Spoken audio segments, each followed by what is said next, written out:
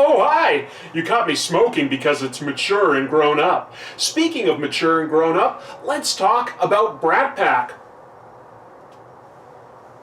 It's delicious! I'm definitely a smoker. I'm definitely a smoker, and I love smoking.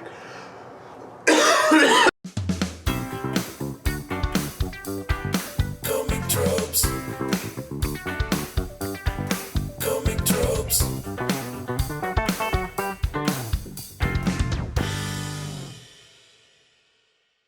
Hello, welcome to Comic Tropes. I'm your host, Chris. Today I want to talk to you about an important comic book creator, and specifically one of his creations. I believe that it has been tremendously influential to other comic book creators out there, and I think it's very well regarded by hardcore comic book fans as well as critics. But I think you could argue that this creator is less well known to the mainstream public, and therefore he's underrated. His comic book that I'm going to review, analyze, discuss today, I believe helped inspire The Boys. I think it was The Boys before The Boys was The Boys. So if you're familiar with that comic book, that's written by Garth Ennis and Derek Robertson, and it's a pretty cynical look at superheroes.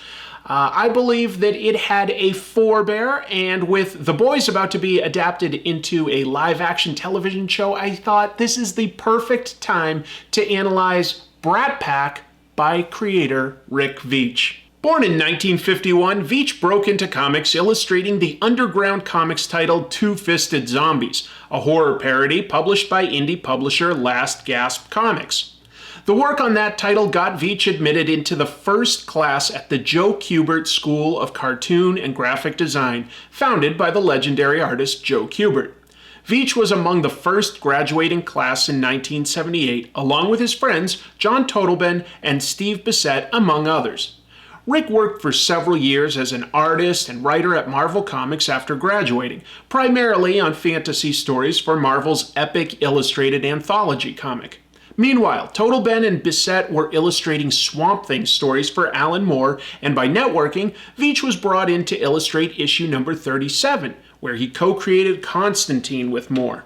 Veitch and Moore got along well, and Veitch ended up illustrating Miracle Man with Moore in 1986, when Eclipse began publishing new stories about the character.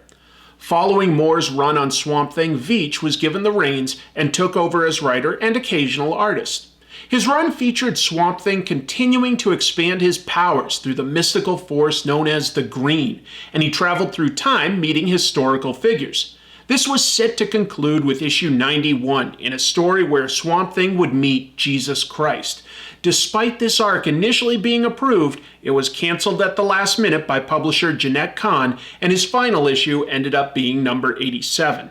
While Veitch's art skills are up there with the best of any mainstream comic book artist, his writing always lent itself more towards independent stories, and getting fired by DC left a bad taste in his mouth. He vowed never to work at DC again, although he ultimately did return about 14 years later when it was under different management. In the meantime, he worked on independent comics, doing an arc of Teenage Mutant Ninja Turtles. He formed a good friendship with co-creator and publisher of Ninja Turtles, Kevin Eastman, and he went on to create Brat Pack, which was published by Eastman's new company, Tundra. I was a huge Ninja Turtles fan in the late 80s. I was reading that comic book by Mirage Studios, and I remember being blown away by Rick Veitch's issues. I can even remember in school drawing his mutant leech character Bloodsucker. I kept trying to draw that character. It really made an impact on me visually. But following that, he went on to do his own thing, working on Brat Pack. And it is the issue of somebody with a lot to say about the comic book industry and about superheroes, and somebody who was very angry at the time. I did not read Brat Pack when it first came out, and it's just as well, because it is incredibly violent and deeply, deeply cynical. The story begins in the fictional town of Slumberg, Pennsylvania. We're listening to talk radio, and the topic is what people think of their city's teenage superhero sidekicks. After some callers say they're an embarrassment, the host decides to have a poll as to whether the average listener would want to see the sidekicks be blown up. Now this is a none too subtle jab at what DC Comics had done just 2 years earlier, where they actually had readers call into a toll-free line to decide whether Batman's sidekick Robin would live or die. They actually put the fate of a character in the reader's hands. So Brat Pack recontextualizes that idea of saying, oh, you want to see the sidekick get killed? Well, guess what? You're asking for that as the reader of this book, because everything horrible you can imagine happening to these sidekicks happens. We're talking death and molestation and drugs and all sorts of terrible, like, peer pressure and mental abuse. Just horrible things happen to these people, and ultimately we are responsible for that because we are the readers. So it's only happening because we're reading this story. And in a way, that is on us, because as readers of superheroes, we do sort of want to see our heroes suffer, because they can only triumph and be heroic by going through suffering. The book then focuses on a local priest, Father Dunn, and an altar boy named Cody. The sidekick Chippy, a clear stand-in for Robin, visits Dunn to talk to him, and Cody is sent on a chore where he bumps into another sidekick, Wild Boy, who has a flying skateboard and is drunk on light beer. Cody then sees the steroid-addicted Kid Vicious peeing in an alley and is groped by Luna, the fourth teen sidekick, who seems to have an eating disorder. Chippy, meanwhile, talks about how his superhero mentor, Midnight Mink, has been molesting him since he recently turned 18. Cody interrupts to tell Chippy that the other sidekicks are looking for him. Chippy is hoping to get them all back together to team up against supervillain Dr. Blasphemy. Instead, the other sidekicks pick on Chippy and beat him up, but they're interrupted by the radio program talking about how awful each one of them is. The radio was turned on by Dr. Blasphemy himself, who stands over them in the alley in leather fetish gear and a noose around his neck. Dr. Blasphemy is a fantastic character design. He's got the fetish gear that's very creepy and disturbing because you can't see his eyes. And then more importantly, along his chest going down his torso are symbols. And in comic book terms, these symbols are technically called Grawlix. And what they really represent is censoring curse words. So that's already pretty interesting. It's dynamic. And of course, the exclamation point is positioned right over Dr. Blasphemy's crotch. That's not a coincidence. It's an amazing aesthetic creation by Veitch. Dr. Blasphemy declares that the heroes have corrupted the sidekicks. He then tells the sidekicks that the truth about their origins is in the Midnight Mink's car, which is parked around the corner. Chippy warns everyone that it doesn't make sense, so the other sidekicks stuff him into a dumpster. They open the car's trunk to see that it's filled with explosives just before Blasphemy sets them off, blowing the teens to pieces. Blasphemy then calls into the radio to let them know he did as the public asked. Later, the adult superheroes walk in on Father Dunn, revealing they need him to supply them with new sidekicks. Father Dunn tells them that they got rid of regular crime and they're not needed anymore, and now they simply escalate things by creating villains like Dr. Blasphemy, but the superheroes won't hear of it. The adult superheroes consist of Midnight Mink, an analog for Batman, who is gay and apparently a pedophile as well. Judge Jury is a super racist version of the Punisher. King Rad is a drug-addicted cross between Green Arrow and Iron Man. And Moon Mistress, a Wonder Woman derivative who hates men and has had a lot of cosmetic surgery. Each of these characters represents the corrupt side of comic books. It is black humor, it is satire, but it's commenting on something very real. Because if you look at the history of comic books, unfortunately, publishers have long taken advantage of creators. So there's a dirty underbelly to comic books, and this comic is putting it right out front. It is the singular vision of its creator, Rick Veitch. I think that when you look at deconstructionist superhero stories, there are two incredibly famous, popular examples. There's Watchmen and there's Dark Knight Returns. I think that Brat Pack belongs right up there alongside them. It's just as important, it's just as well done, And it just happens to take the angle of looking at teenage sidekicks and how absurd they would be in the real world. The story introduces 4 new sidekicks, including Cody becoming the new Chippy. Along the way, they are all degraded and corrupted by their mentors. Also, there's a subplot about the original Chippy surviving. This is connected to the story of the original superhero in this world, True Man, an alien like Superman. His blood has healing powers, and he gave it to Midnight Mink, who in turn gave it to the original Chippy. True Man left Earth in the hands of the 4 main superheroes who have done a terrible job carrying on his work. Ultimately, he returns, and he is not happy. The superheroes take in new teens to train as sidekicks, but the training essentially amounts to torture, and the heroes secretly kill each of their parents so that they can be orphans who have no other support system. The final issue was published with one revelation that the superheroes have all sold out to sponsors for endorsement money, but their contracts insist that they have teen sidekicks so as to appear wholesome. However, once the teens become 18, they would be entitled to share in the profits. Veitch later changed the ending to make some of these explanations a little more overt when he reprinted it as a trade paperback. The original 5 issues were published by Tundra, but were co-branded with Rick Veitch's imprint design logo, King Hell Press. So later, after the 5 issues were published by Tundra, Tundra folded, and Veitch has since reprinted these books through his own imprint, King Hell Press, which also published a follow-up story, Max Immortal. The books themselves stand as not only a deconstructionist take on superheroes, but a commentary on the publishing world itself. I cannot overstate how violent and depressing the book is, but it is engrossing. Buying into the idea of a superhero is one thing, but the idea of a teenager operating in that world becomes especially absurd if you apply some logic to the situation. They would have to grow up and lose their innocence if they had to fight crime every day. Their minds would be shattered.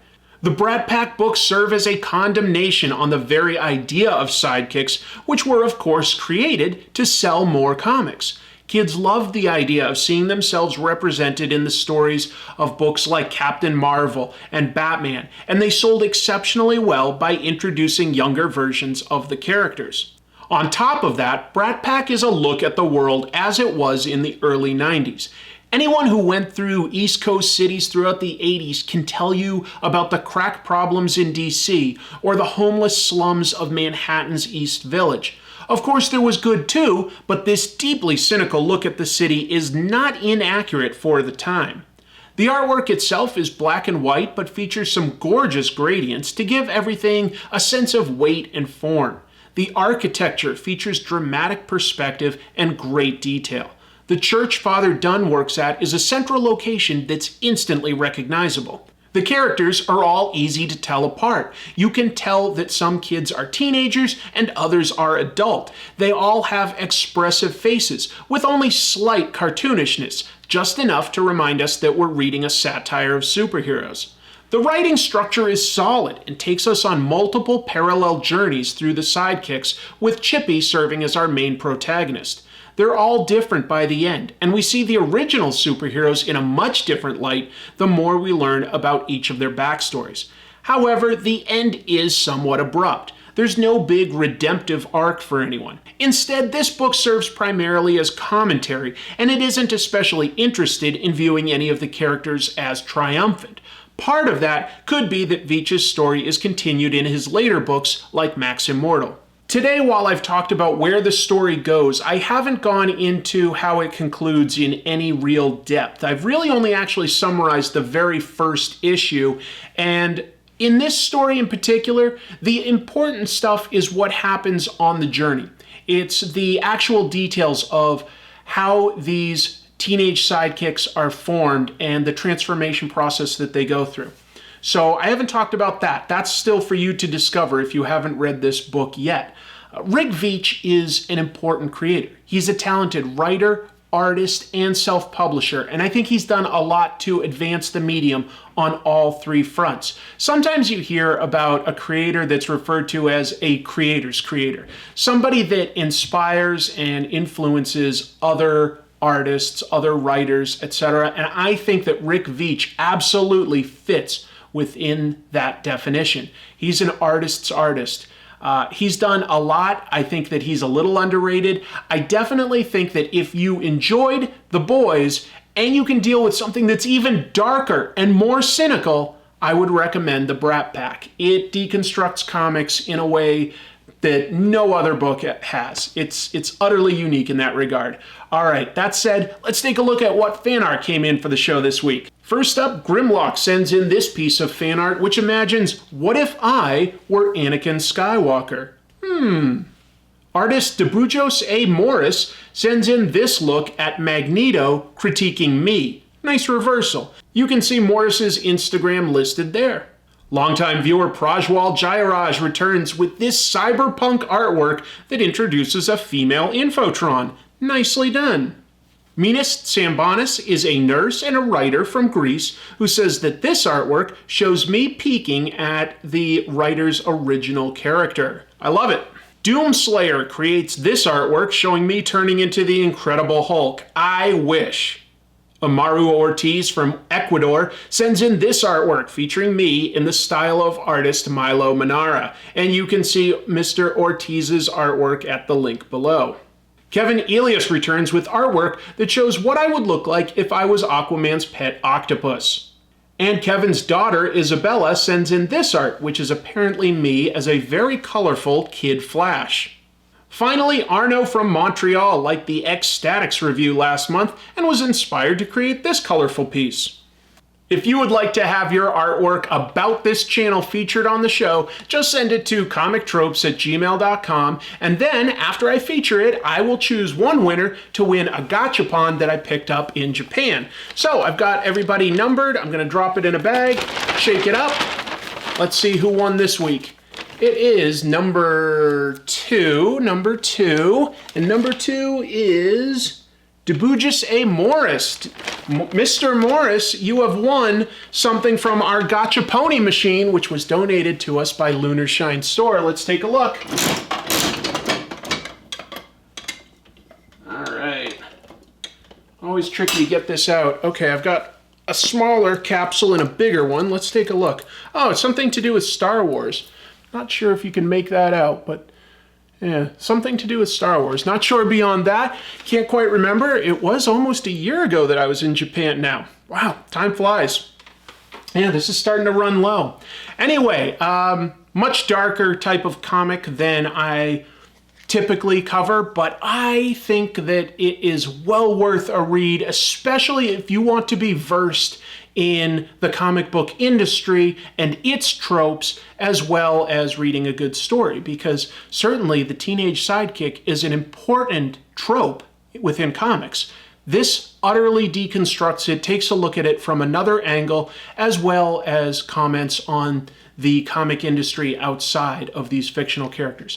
It's really, really amazing. I strongly recommend it. Thank you so much for watching, for hitting like, subscribe, sharing, supporting me on Patreon. Really grateful for all of that. I'll be back next week, and until then, keep reading comics.